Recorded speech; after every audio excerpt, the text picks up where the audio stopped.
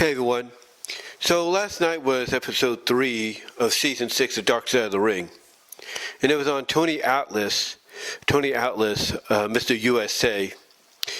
And it was called Tony Atlas Too Much Too Soon. And this is a decent episode. It did have some dark parts in it and everything. Not too dark, but reasonably tame, but it did have some dark moments in it and all that. They went over how, he got started and everything. But yeah, I know one thing that's going to stick out in a lot of people's minds when they watch this episode, if they haven't already, is basically Atlas has a bit of a fetish. Yeah. He has a bit of a fetish.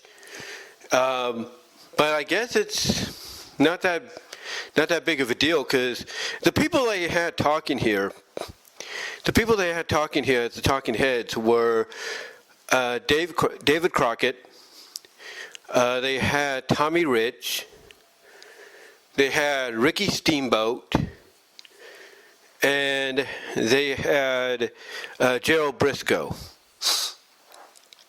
Those are some of the talking heads they had, and they all kind of accepted that everybody has their own little quirk, if you would, as Steamboat put it. And, Tony has his. And what it is he likes shoes, mostly women's shoes. And the reason for that is because he likes to buy them for the women to walk on him. Yeah, I'm not joking, to step on him. And the way Tony described it, it's not like a sexual thing or anything that, fetishes are known for.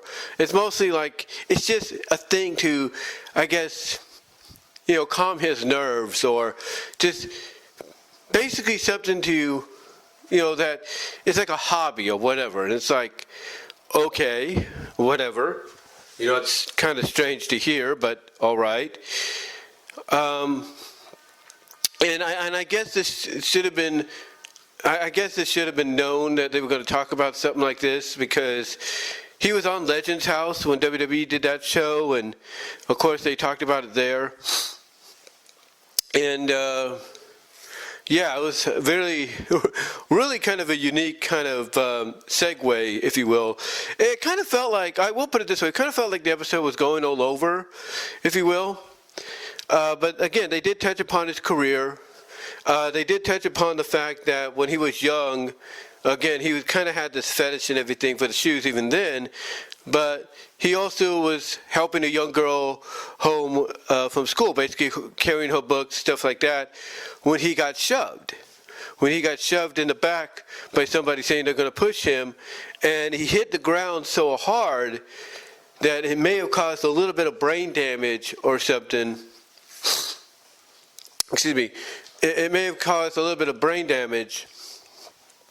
And basically he showed the indent in his head where he landed, because apparently he was bleeding. His grandmother saw this happening, but they couldn't call anybody. They didn't have a way to call. I don't know why she didn't have a phone or anything.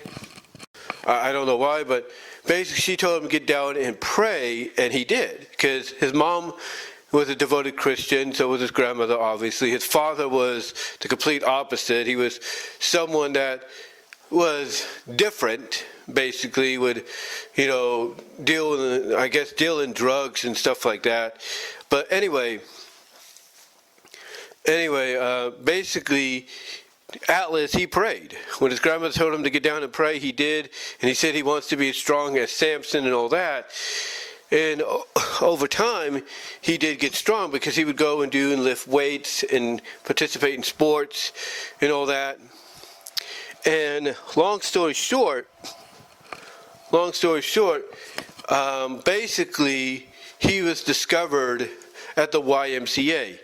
Now, the reason he was, because, one, him and his family didn't have that much money.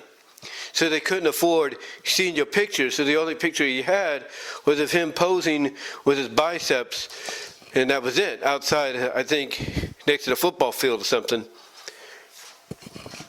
Sorry about that. But like I said, outside the football field or something. And he was just posing.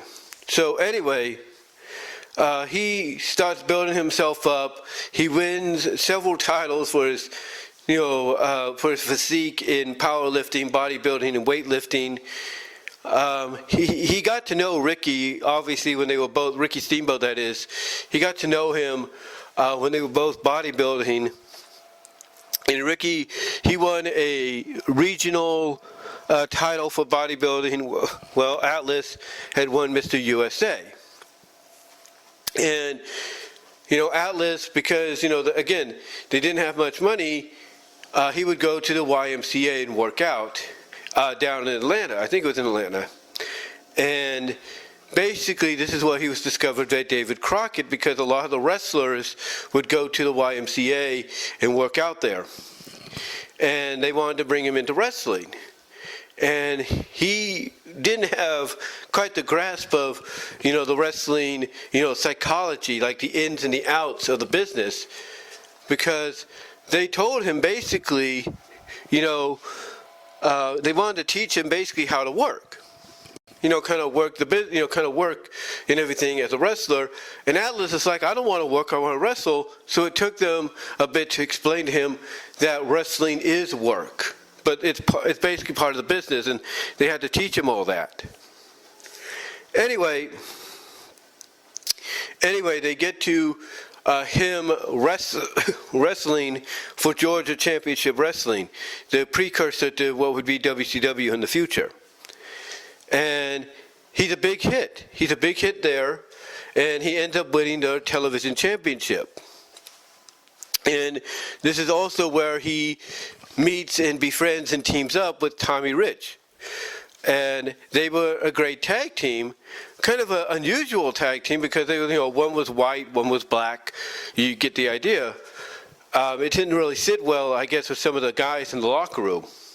Because during the episode, they talk about how Dick Murdoch was handing out these flyers, and Atlas basically said, look, I didn't know how to really read or write, and he might have somewhat is known as dyslexia or something. So anyway, long story short, Murdoch's handing out all these flyers. Atlas has no idea what it is. But he said, yeah, I'll go down there, because Murdoch's like, hey, I got some friends that want to meet you, not knowing that Murdoch was associated with the KKK, with the Triple K, if you know what I mean. So anyway, Tommy Rich drives him down there and everything to where they're going to go. And Tommy's like, let me see that paper, Tony. And Tony hands him the paper, and Rich is like, Tony, this is a KKK thing. And the moment they arrive, according to the dramatization, the moment they arrive, in the way they're describing it, one of the KKK members has like a shotgun aimed at the car, and Rich is like, Tony, he's like, T, get down. And basically Tony has to get down, and they drive around, they turn around as quickly as they can to get out of the situation.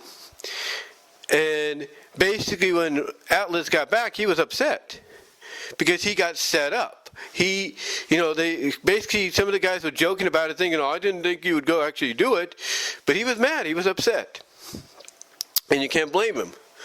Now, in between all this, he also was in a car accident involving himself and Rich and Nick Patrick. Yeah, Nick Patrick, I guess, started refereeing at a young age, or he was doing something at that time, because they interviewed him as well. And basically the car flipped and everything. Atlas broke his neck, but was back in the ring, I guess, within a couple of months. Patrick was knocked out unconscious, so was Rich. But, obviously they didn't learn much from it, because they asked Atlas if he learned anything from that, and they said, no. He's like, no, it's just a business, man. What are you going to do? So anyway, they do go over his time in WWE in the early 80s, where he debuted. They show footage of him going up against, a young Hulk Hogan, when Hogan was a heel, as the incredible Hulk Hogan. They showed him body slamming the guy, press slamming, gorilla press slamming Hogan, military press slamming him, if you will. They showed that. they showed him and Rocky Johnson winning the tag team titles. They talked about, them being a team, but that there was a bit of tension and jealousy behind the scenes because Johnson was a little older and, Atlas was younger. And he started noticing, Atlas was getting a bit of a bigger push, and that caused some tension between them behind the scenes. But when they would get in the ring and everything, they'd be okay. Now, he did say basically that Vince, didn't tell him or Johnson that they were going to lose the titles to Dick Murdoch or Adrian Adonis. He didn't, according to what he found, according to what his memory, from what he remembers, is that nor Vince or anybody told them that they were going to lose the tag team belts to Dick Murdoch and Adrian Adonis. Nobody told him that. And, he was not happy about it. He was upset.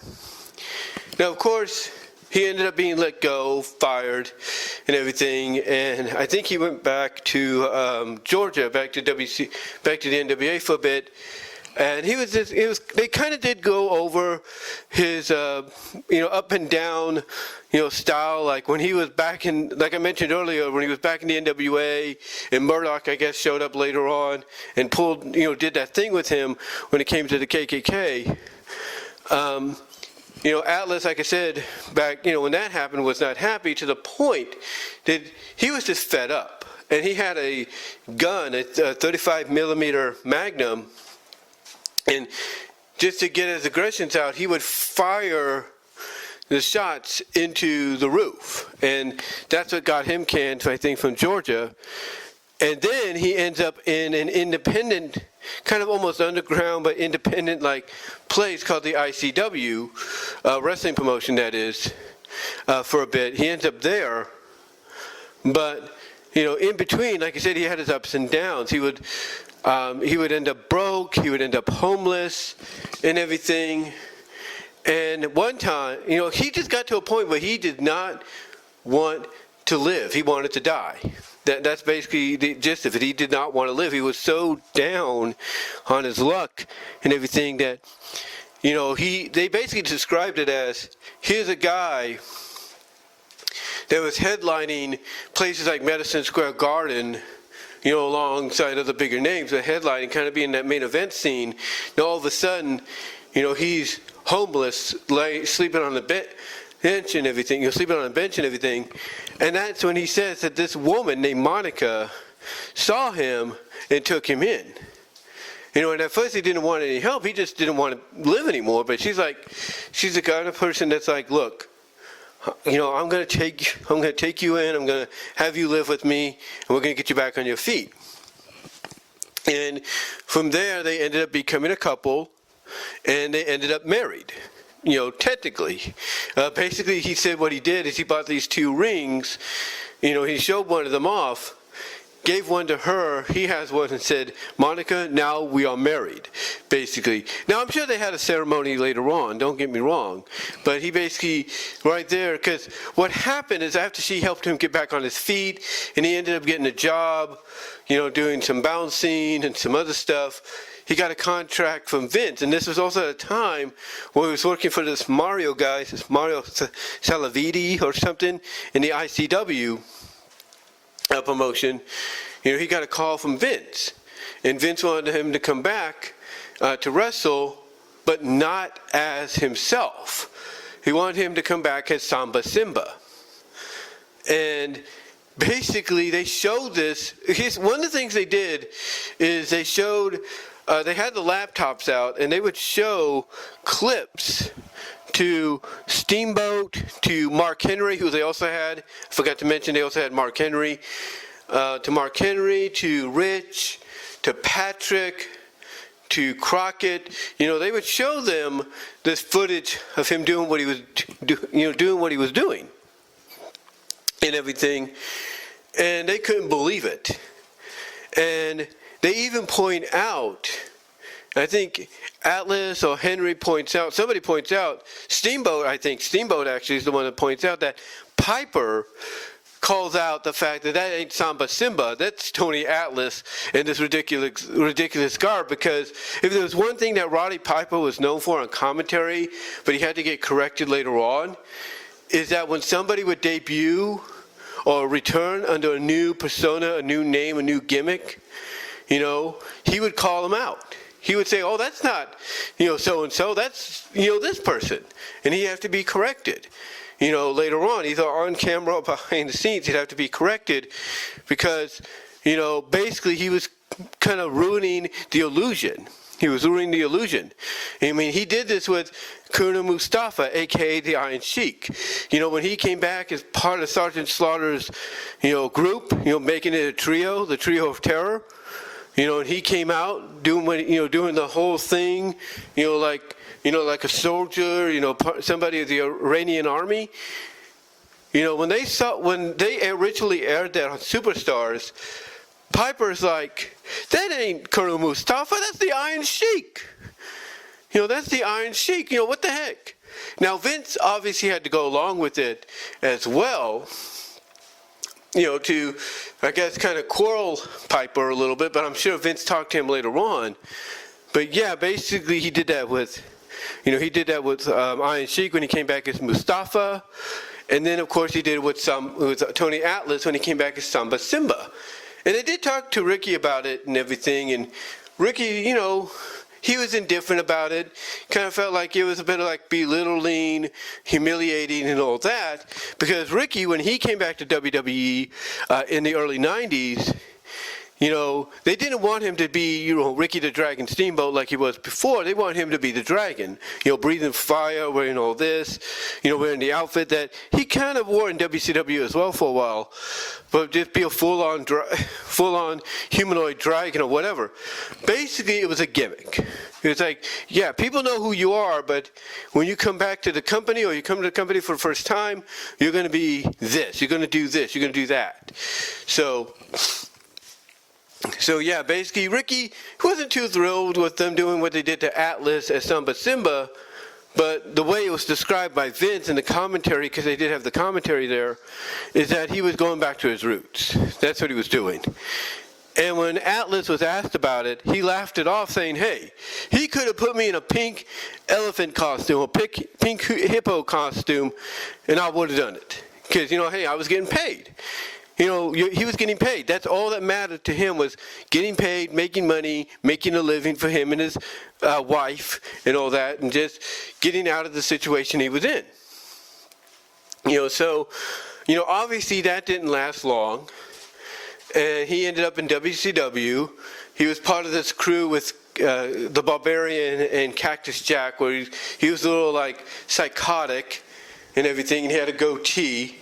So he ended up in WCW, and then from there and everything, he kind of like faded off. He was on the independents and all that, there's no doubt, but he was still, he was, not on the radar anymore until he got a call to be Mark Henry's manager, because Mark Henry had requested that he wanted Tony Atlas. And Tony Atlas, I think, had just gone into the Hall of Fame that year in 2006, and Atlas showed off his plaque as well that he got.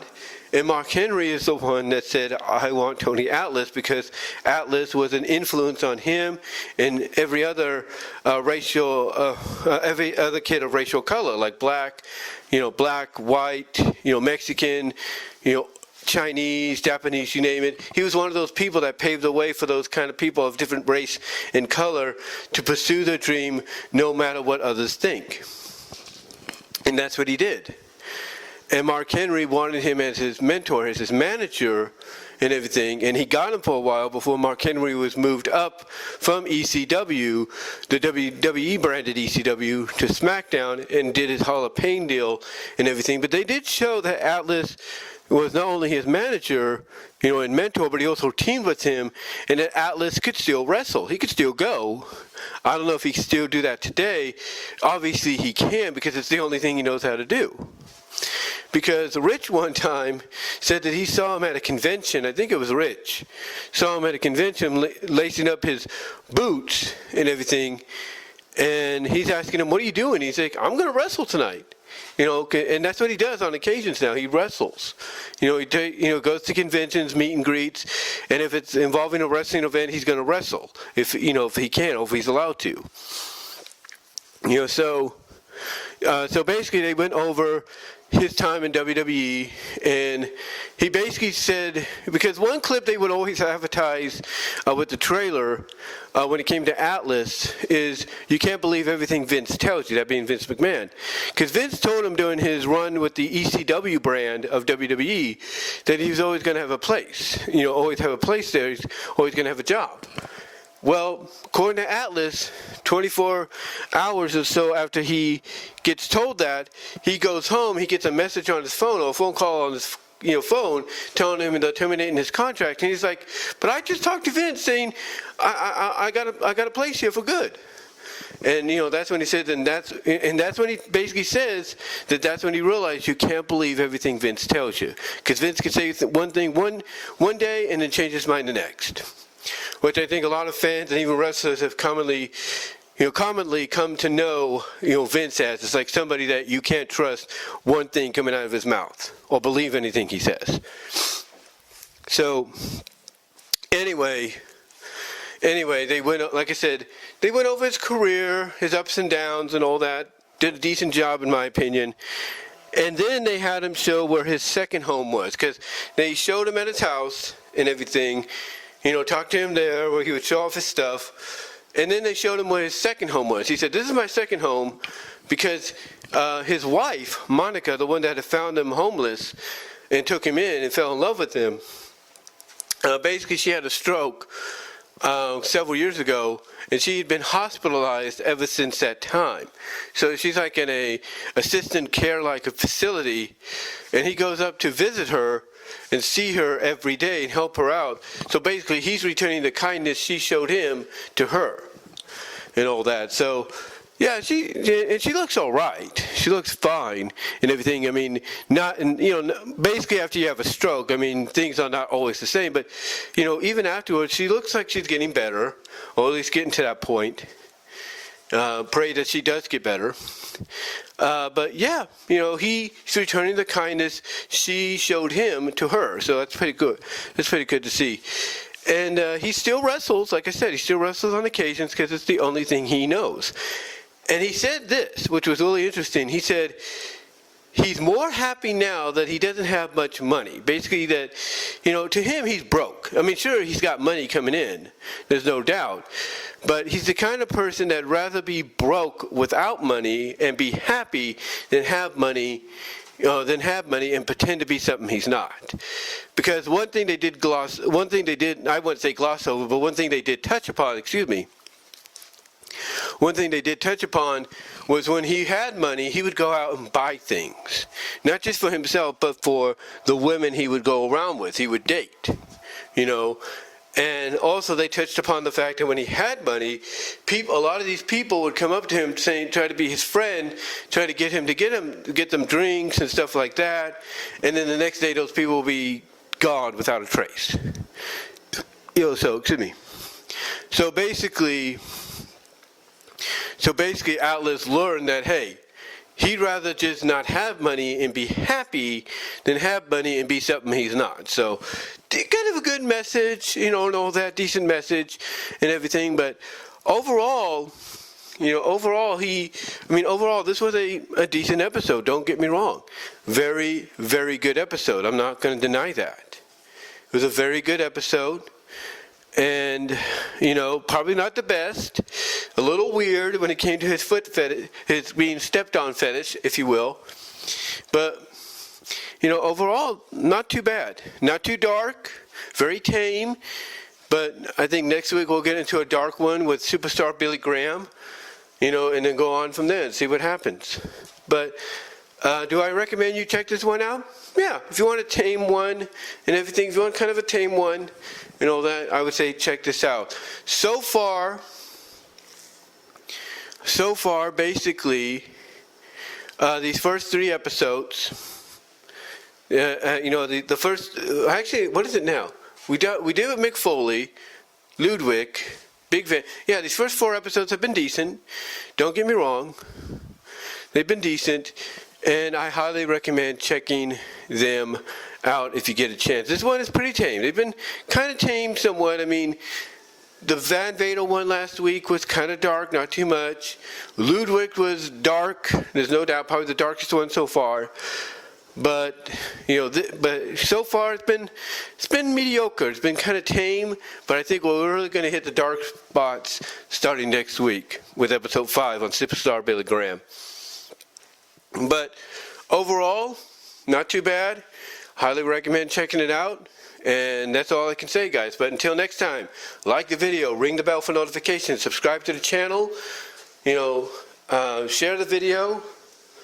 Click on the links in the description to find my content elsewhere. Like I said, like the video, ring the bell for notifications, subscribe to the channel, share the video. That's what I was trying to say.